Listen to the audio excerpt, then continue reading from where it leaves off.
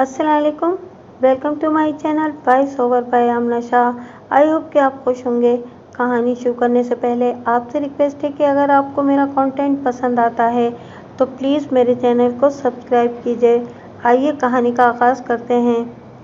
मैंने शेर अली की बातों से अंदाज़ा लगाया कि राजपाल ने नूरा के भाई को कत्ल करके शेर अली को भी नाराज़ कर दिया है और अब वो किसी तरह इसकी पुष्टपनाही नहीं करेगा। मेरे कहने पर शेर अली ने नूरा को मेरे सामने बुला लिया।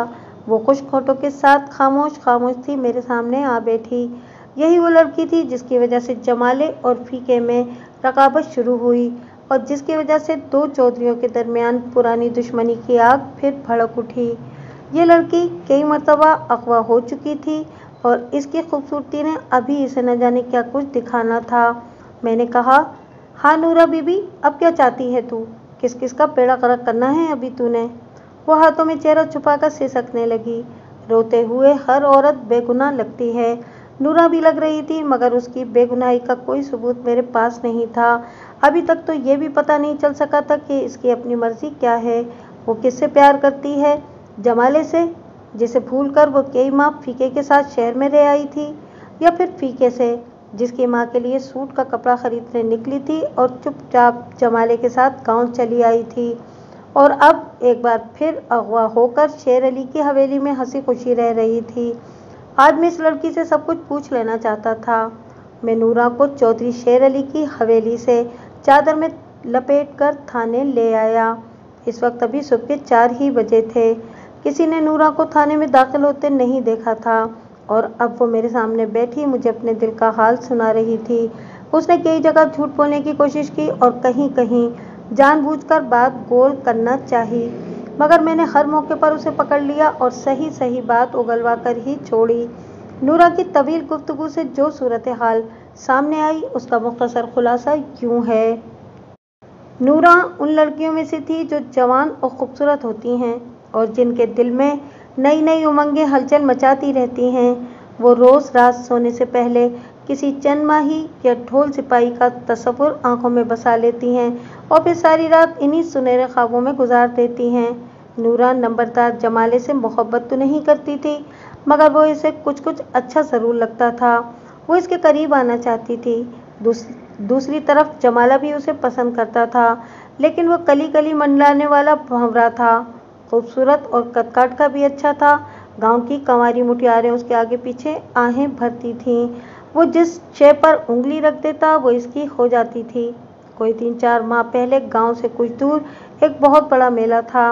नंबरदार जमाले ने इस मेले के लिए नूरा और उसकी माँ अल्लाह वसाई को बहुत से कपड़े लेकर दिए और कुछ रुपए भी दिए ताकि वो मेले में ख़रीदारी कर सकें। इसने नूरा से कहा कि वो मेले से फारिग होकर शाम से ज़रा पहले उसे नारंगियों के बाग में मिले। वो इसे वहाँ से शहर ले जाएगा और वो 1-2 दिन खूब सैर सपाटा करेंगे।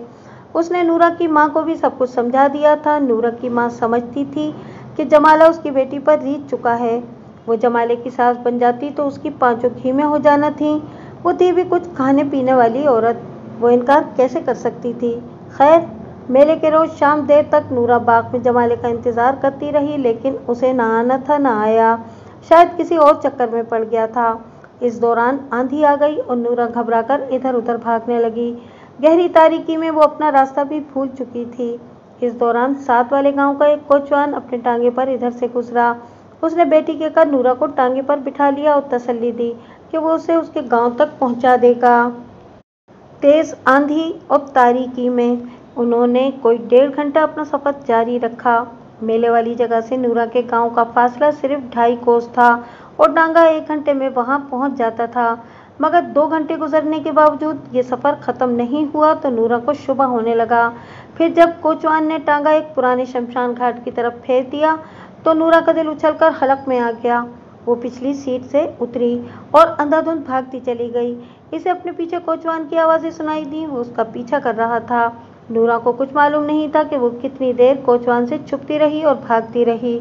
आखिर हाँप कर एक छोटे से नाले के पुल पर जा बैठी। उसके गुमान में भी नहीं था कि वो अपने गांव की मुखालिफ सिमत में सफ़र करती शहर के मज़ाफ़ात में पहुंच चुकी है। शहर जहां शब की तारीकी में हर मोड़ पर एक शैतान घात लगाए होता है। वो सर्दी से निढाल और खौफ से सहमी हुई नाले की पुलिया पर बैठी थी कि एक साइकिल सवार वहां से गुजरा। नूरा ने आवाज देकर उसे रोका और कहा कि वो मेला देखने आई थी और रास्ता भूल गई है, वो इस पर मेहरबानी करे और उसे उसके घर पहुंचा दे। ये साइकिल सवार एक रेलवे मुलाजिम था। उसने नूरा से उसके गांव का नाम पूछा। नूरा ने नाम बताया तो साइकिल सवार समझ गया कि चिड़िया अपने घोंसले से बड़ी दूर बैठी हुई है। उसने कहा, बीबी, तुम तो इस वक्त शहर के नजदीक पहुंच चुकी हो। यहाँ से तुम्हारा गांव कम से कम 15 मील दूर है। अब तुम वापस कैसे जा सकती हो? नूरा रोने लगी। साइकिल सवार ने हमदर्द बनकर उसे तसल्ली तशफ़ी दी और बोला, मेरे साथ साइकिल पर बैठ जाओ, मैं तुम्हें घर ले जाता हूँ। वहाँ मेरे बीवी बच्चे हैं, रात वहीं काट लेना, सुबह मैं तुम्हें वापस भिजवाने का इंतजाम कर दूंगा। नूरा डरी हुई थी, लेकिन रात की इस तारीकी में वो अकेली जा भी कहाँ सकती थी। वो साइकिल सवार के साथ साइकिल पर बैठ गई। वो इसे सीधा रेलवे गार्ड की कोठरी में ले गया। सिख रेलवे गार्ड साइकिल सवार का गहरा दोस्त था। बेबस और खूबसूरत नूरा को देखकर दोनों की नीयत खराब होने में 2 मिनट की देर भी न लगी। उन्होंने नूरा को डराया धमकाया कि वो आवारागर्दी के जुर्म में थाने चली जाएगी। फिर वो इससे दस्तदराजी करने लगे। जैसा कि पहले बता चुके हैं, यही वो वक्त था जब रफीक और फीका कारखाने की दूसरी शिफ्ट में काम करके वापस आ रहा था। उसने नूरा की चीखो पुकार सुनी और उसकी मदद के लिए पहुंच गया। इन दोनों लोफरों से छुड़ाकर वो इसे घर ले आया। यहाँ वो कई माह रफीक के साथ रही। रफीक गो बहुत खूबसूरत नहीं था, कद-काठ भी मामूली था, लेकिन उसके दिल में एक मोहब्बत करने वाला दिल था। वो जमाले की तरह नहीं था कि इससे मिलने का वादा करता और वादा भूलकर कहीं और निकल जाता। वो तो इसकी एक मुस्कुराहट के लिए अपनी जान निछावर कर देता। जिंदगी में पहली बार नूरा के दिल में किसी के लिए प्यार की कोपल फूटी। वो फीके को पसंद करने लगी, उसकी बातें सुनने के लिए बेचैन रहने लगी, शामों को उसका इंतजार करने लगी। जिंदा का नाम तो कारीन को याद ही होगा। इस औरत के मकान में ही नूरा और फीका रहते थे। जिंदा नूरा को बेटी की तरह समझने लगी थी और वो हर वक्त उससे उसके वारिसों का पता ठिकाना पूछती रहती थी, लेकिन नूरा ने कभी किसी को कुछ नहीं बताया। वो अपने माजी को भूल जाना चाहती थी, माथे पर बदनामी का दाग लेकर कभी अपने जानने वालों के सामने नहीं जाना चाहती थी। आखिर एक रोज फीके ने इससे शादी की दरखास्त कर दी। चंद दिन सोच विचार के बाद नूरा ने हामी भर ली। अपनी आमदनी के मुताबिक फीका शादी की तैयारियां करने लगा। वो दोनों बहुत खुश थे और अपनी अपनी जगह आने वाले सुहाने दिनों के ख्वाब देख रहे थे। मगर एक रोज नंबरदार जमाला नूरा को फीके की दुनिया से उकाब की तरह उचक कर ले गया। वो बाजार कपड़ा खरीदने गई थी कि जमाले से उसकी मुठभेड़ हो गई। जमाला उसे लेकर एक बाग में चला गया। वहां उसने नूरा को समझाया बुझाया, बल्कि डराया धमकाया और वहीं से लेकर गांव वापस आ गया। नूरा जमाले की खसलत को अच्छी तरह जानती थी। उसे मालूम था कि अगर उसने जाने से इनकार कर दिया तो इसके साथ साथ फीके की जिंदगी भी खतरे में पड़ जाएगी। उसने हालात के सामने सुपड़ डाल दी। मोहब्बत में ठोकर खाने के बाद जमाले की सोई हुई मोहब्बत अब बेदार हो चुकी थी। वही नूरा जिसे मेले में मिलने का वादा करके वो भूल गया था और जो उसके लिए एक आम सी लड़की थी, अब उसके लिए दिल का रोग बनी हुई थी। वो इससे शादी करना चाहता था। इसी दौरान इत्तेफाकन जरी बाई की कोठे पर उसकी मुलाकात नूरा के आशिक नामुराद फीके से हो गई और हालात दूसरा रुख इख्तियार कर गए। जमाला रकाबत की आग में जलने लगा और ये टोह लगाने की कोशिश करने लगा कि नूरा से फीके के ताल्लुकात किस हद तक पहुंचे थे, वगैरह वगैरह। और बाद के वाक़यात तो आप जानते ही हैं। नूरा की पूरी रुदात सुनने के बाद मैंने इससे कुछ सवालात पूछे और फिर जाने की इजाज़त दे दी। नूरा को उसके भाई की मौत का न चौधरी शेर अली ने बताया था और न मैंने बताया। घर जाकर उसे सब कुछ पता चल जाना था, बल्कि अगर वो गौर करती तो थाने तक भी इस आहो फोगा की आवाज़ आ रही थी जो नूरा के घर बरपा थी। इसका झल्ला भाई इससे हमेशा के लिए जुदा हो चुका था। अगले 1 महीने में कोई अहम वाक़या रूनुमा नहीं हुआ, सिवाय इसके कि चौधरी शेर अली के कारिंदे राजपाल सिंह को मेरे एएसआई ने अमृतसर के नवासे गिरफ्तार कर लिया। इसने सद्दू को छुरी मारने के जुर्म का इतराफ़ किया। हस्बे वादा शेर अली ने इसकी बिल्कुल पुश्तपनाही नहीं की। मैंने उसका चालान मुकम्मल करके अदालत में भेज दिया। शेर अली और नंबरदार शाहदीन के खिलाफ मैंने अभी जानबूझकर कोई कार्रवाई नहीं की थी। वैसे भी जब तक मकविया सफिया बरामद न होती केस मजबूत नहीं हो सकता था। नूरा अपनी माँ अल्लाह वसाई के पास वापस पहुंच चुकी थी, लेकिन मुझे उसकी इज्जत और जान की तरफ से खतरा था। लिहाजा मैंने बिलाल शाह को इनके घर रहने की हिदायत की थी और एक हेड कांस्टेबल ने भी अल्लाह वसाई के घर के सामने पक्का डेरा डाल लिया था।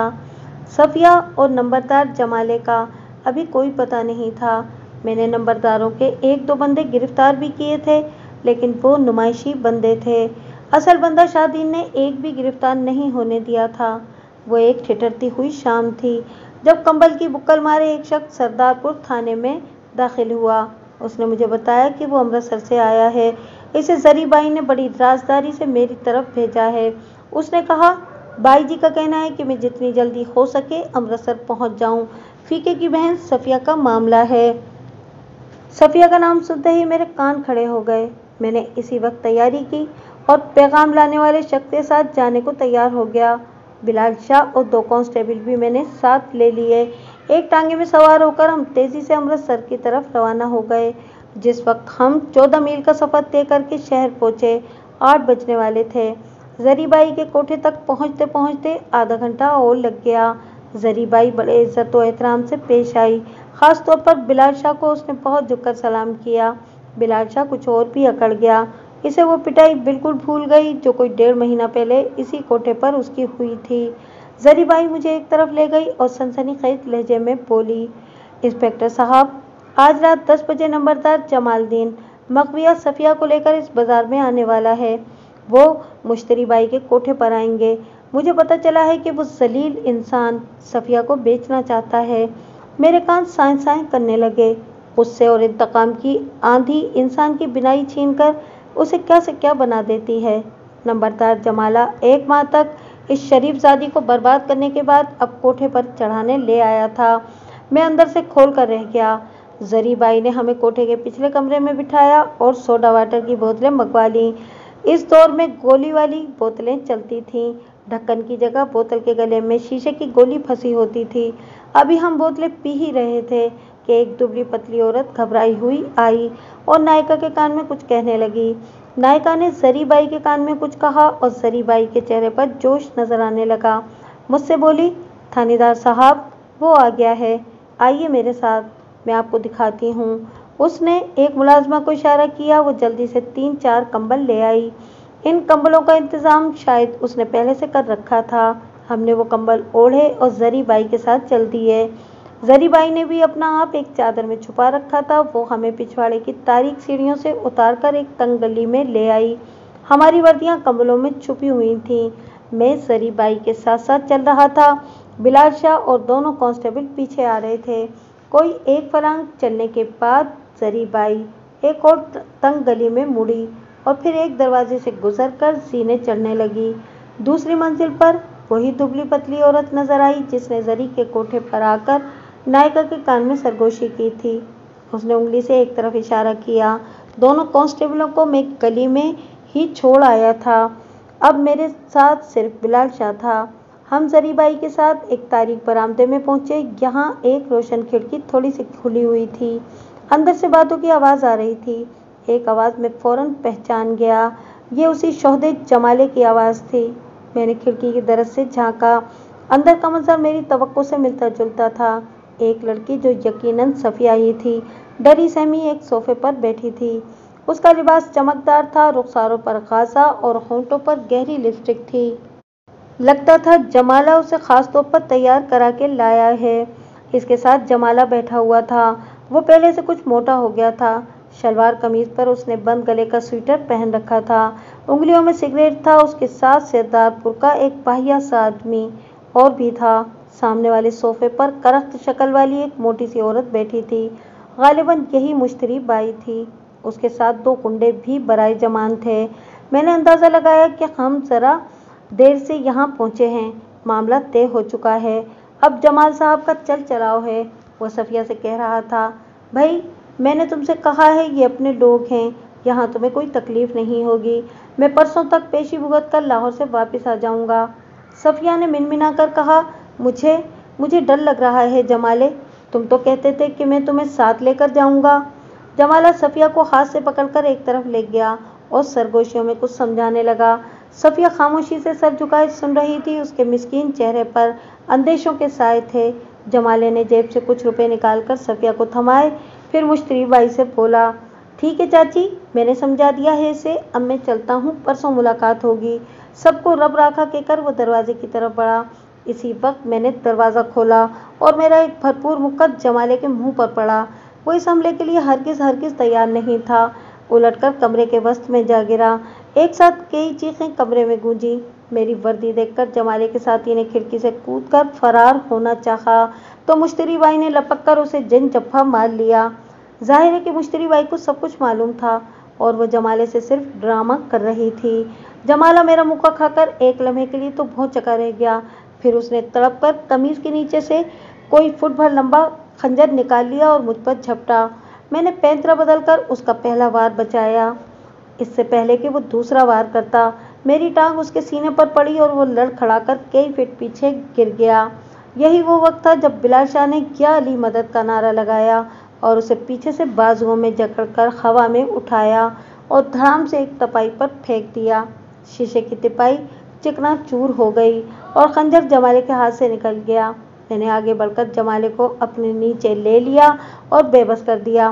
صفیہ پاگلوں کی طرح چیخ رہی تھی اور چیختی ہی جا رہی تھی۔ جمالہ گرفتار ہوا۔ لٹی پٹی صفیہ کو اس کے باپ عبدالکریم کے گھر پہنچا دیا گیا۔ جمالے کے لیے علاقے کے کئی معتبر افراد کی سفارشیں آئیں، لیکن میں نے اسے کوئی رعایت نہیں کی۔ جمالے کی گرفتاری کے بعد چودھری شیر علی کی گرفتاری بھی ضروری ہو جاتی تھی۔ اس نے بھی تو نورا کو اغوا کیا تھا۔ شیر علی اس بات کو سمجھتا تھا، اس لیے وہ دائیں بائیں ہو گیا۔ شاید امرتسر چلا گیا تھا۔ کوشش کے باوجود میں اس کا کھوج نہ لگا سکا۔ دوسری طرف فیقے کا بھی ابھی کوئی اتا پتا نہیں تھا۔ اسے شیر علی کی حویلی سے زخمی حالت میں غائب ہوئے اب کوئی 1.5 مہینہ ہونے کو آیا تھا۔ پتا نہیں وہ کس چکر میں پڑ گیا تھا، زندہ بھی تھا یا نہیں۔ سوچنے کی بات یہ تھی کہ وہ گیا کہاں۔ وہ نورا سے محبت کرتا تھا، لیکن حویلی سے نکل کر وہ نورا کی طرف بھی نہیں آیا تھا، نہ ہی اس نے اپنے رقیب جمالے تک پہنچنے کی کوشش کی تھی۔ حالانکہ صفیہ کو اغوا کرنے سے پہلے جمالہ 15-20 روز گاؤں میں ہی رہا تھا۔ مجھے ایک اور خطرہ بھی محسوس ہو رہا تھا۔ یہ خطرہ چودھری شیر علی کی طرف سے تھا۔ میری چھٹی حس بار بار خبردار کر رہی تھی کہ شیر علی فیقے کی بہن کے اغوا کا بدلہ ضرور لے گا۔ وہ بظاہر تو پرسکون نظر آتا تھا، لیکن میں جانتا تھا کہ وہ اندر ہی اندر بری طرح ابل رہا ہے۔ دشمن کو معاف کرنا جھگڑالو چودھریوں کی فطرت میں ہی نہیں ہوتا۔ وہ حریف کے ہر وار کا پورا حساب رکھتے ہیں اور اس کا بدلہ چکاتے ہیں۔ مجھے خدشہ تھا کہ نمبرداروں کا ایک آدھ بندہ قتل ہو جائے گا یا ان کی کوئی عورت اٹھا لی جائے گی۔ کہنے کو تو صفیہ واپس آ گئی تھی، مگر اس کا آنا نہ آنا ایک برابر تھا۔ وہ ایک کچلا مسلہ پھول بن چکی تھی، اس کے رنگ اڑ چکے تھے اور خوشبو بکھر چکی تھی، اور یہ سب کچھ شیر علی کی وجہ سے ہوا تھا، کیونکہ شیر علی نے نورا کو اغوا کیا تھا۔ ظاہر ہے شیر علی بھی یہ بات جانتا ہوگا۔ اس کی اندھی غیرت ضرور اس کے اندر طوفان اٹھاتی ہوگی۔ پھر ایک روز وہی ہوا جس کا خطرہ تھا۔ نمبردار جمالے کا دوسرا ریمانڈ بھی ختم ہو چکا تھا۔ میں اسے جیل بھیجنے کے لیے امرتسر گیا۔ میرے ساتھ 2 ہیڈ کانسٹیبل بھی تھے۔ اپنے کام سے فارغ ہو کر میں عبدالکریم کے گھر کی طرف چلا گیا۔ جمالے کے خلاف چالان تیار کرنے کے لیے مخفیہ صفیہ کے کچھ بیانوں کی ضرورت تھی۔ وہ مجھے گھر ہی میں مل گئی۔ مجھے دیکھ کر اس کے چہرے پر عجیب بے چینی سی جھلکنے لگی۔ اس کا باپ اسے میرے پاس بٹھا کر خود باہر نکل گیا۔ صفیہ مجھ سے اچھی طرح واقف ہو چکی تھی۔ کہنے لگی، انسپکٹر صاحب، اللہ کا شکر ہے آپ خود ہی آ گئے۔ میں تو صبح سے سوچ کر پریشان ہو رہی تھی کہ آپ سے کیسے رابطہ کروں۔ کیوں، خیریت؟ خیریت نہیں ہے جی، وہ ہراساں لہجے میں بولی۔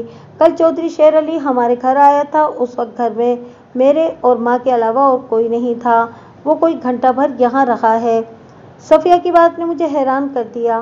پچھلے کئی روز سے شیر علی کا اتا پتا نہیں مل رہا تھا۔ اس کا عبدالکریم کے گھر آنا کیا معنی رکھتا تھا؟ صفیہ نے کہا، اس کے ارادے بڑے خطرناک ہیں جی۔ میرے ذہن میں خدشوں اور وسوسوں کی ان گنت گھنٹیاں بجنے لگیں۔ یہاں میں آپ کو یہ بتا دوں کہ صفیہ اغوا ہونے سے پہلے ایک جہانیہ ماڈل نامی اسکول میں استانی تھی، مگر جب 1 ماہ بعد وہ واپس آئی تو اسکول والوں نے ملازمت سے فارغ کر دیا۔ اب بیچاری کو بڑی مشکل سے ایک دوسرے اسکول میں کم تنخواہ پر نوکری ملی تھی۔ इसे ये नौकरी दिलाने में मेरी कोशिशों को भी थोड़ा बहुत दखल हासिल था। सफिया ने अपनी बात जारी रखते हुए परेशान लहजे में कहा, इंस्पेक्टर साहब, चौधरी शेर अली इस जमाले की भांजी को अगवा करना चाहता है। वो इसी स्कूल में पढ़ती है जहां मैं अब मुलाजिम हुई हूँ। मैंने हैरानी से कहा कि तुम्हें कैसे मालूम हुआ? मुझे ये सब कुछ शेर अली ने बताया है जी। कल मुझसे कहने लगा, सफिया, तुझे अपनी बेइज्जती का बदला लेने का बड़ा अच्छा मौका मिला है। जमाले की सगी भांजी तेरे ही स्कूल में पढ़ती है। तू किसी तरह इसे हमारे हत्थे चढ़ा दे, फिर हम जाने और हमारा काम। मैं तौबा तौबा करने लगी। वो कहने लगा कि ये काम तो होना ही है, तू ना करेगी तो हम खुद कर लेंगे। जरा सोच, जमाले ने तेरे साथ क्या कुछ नहीं किया, तेरी जिंदगी बर्बाद करके रख दी है। ज्यादा से ज्यादा 1-2 साल में वो छूट जाएगा। तू तो सारी उम्र रोती रहेगी ना। इससे बदला ले, बदला। इसको मुंह दिखाने के लिए कहीं न छोड़। वो बड़ी देर तक मुझे समझाता रहा और अपने ढप पर लाने की कोशिश करता रहा। मजबूरन मैं भी उसके हाँ में हाँ मिलाने लगी। ऐसा न करती तो और करती भी क्या? मैंने पूछा, तो फिर अब क्या तय हुआ है? वो बोली, तय तो बहुत कुछ हुआ है जी, लेकिन मैं ऐसा करने का सोच भी नहीं सकती। मेरे साथ जो होना था हो चुका। अब मैं किसी दूसरे की जिंदगी बर्बाद करने में क्यों हाथ बटाऊं? इस लड़की का नाम ज़ैनो है, 10वीं में पढ़ती है। एक जीप उसे छोड़ने के लिए आती है और लेकर जाती है। तय ये हुआ है कि परसों जुमेरात के रोज़ मैं ज़ैनो और 3-4 दूसरी लड़कियों को छुट्टी के बाद इम्तहानी तैयारी के बहाने स्कूल में ही रोक लूं और जो उन्हें लेने के लिए आए उसे 1-2 घंटे के लिए वापस भेज दूं। इस दौरान चौकीदार और स्कूल के दूसरे मुलाजिम भी चले जाएंगे। चौधरी शेर अली अपने 2 कारिंदों के साथ आएगा और वो स्कूल के अंदर ही से ज़ैनो को उठाकर ये बेहोश करके ले जाएंगे। मुझे भी 1-2 थप्पड़ मार दिए जाएंगे ताकि मुझ पर कोई इल्ज़ाम ना आ सके। हमें डरा धमका कर किसी कमरे के अंदर बंद कर दिया जाएगा। ये इत्तलात मेरे लिए निहायत सनसनीखेज थीं। शेर अली ने वही किया था जो इस जैसे उखड़ मिजाज जमींदार को करना चाहिए था। मैंने सफिया से कहा, बीबी, वो बदबख्त तुझे फंसाने की कोशिश कर रहा है। बहुत कमज़ोर मंसूबा बनाया है उसने। अगर वो लड़की इस मंसूबे के मुताबिक अगवा होती है तो पुलिस का ध्यान तुम्हारी तरफ जाते ज़्यादा देर नहीं लगेगी। एक कूड़ मगज़ थानेदार भी फौरन ये नतीजा निकाल लेगा कि तुमने अपना बदला लेते हुए जमाले की भांजी को अगवा किया है।